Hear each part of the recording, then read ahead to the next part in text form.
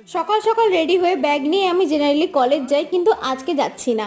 আজকে অন্য জায়গায় যাচ্ছি। একটা টোটো, একটা বাস, তারপর আরেকটা বাস, তারপর আরেকটা টোটো ধরে পৌঁছে গেলাম আমি মামা বাড়ি।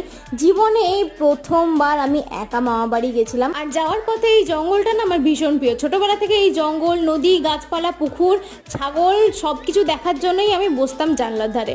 যাই হোক, এখানে তো আমি পুরোপুরি এক্সস্টেড হয়ে পড়েছি, কারণ রাস্তা বেশ অনেকখানি। টোটোয় বসে বসে ধানের ক্ষেত, রাস্তা, পাহাড় এসব দেখতে দেখতে আমি পৌঁছে গেলাম মামা বাড়ি। আর যেহেতু আমি লেট করে বেরিয়েছিলাম, সেহেতু আমার ওখানে পৌঁছাতেও বেশ অনেকটা দেরি হয়ে গেছিলো।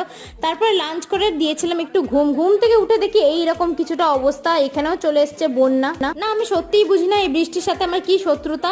সব প্ল্যান চপাট করতে ঠিক চলে আসে। তারপরে সন্ধ্যাবেলা তো কোথাও বেরোনো হলো না, এই পুচকুগুলোর সাথে সময় কাটাচ্ছিলাম। আর এই চপটা হচ্ছে ফেমাস চপ।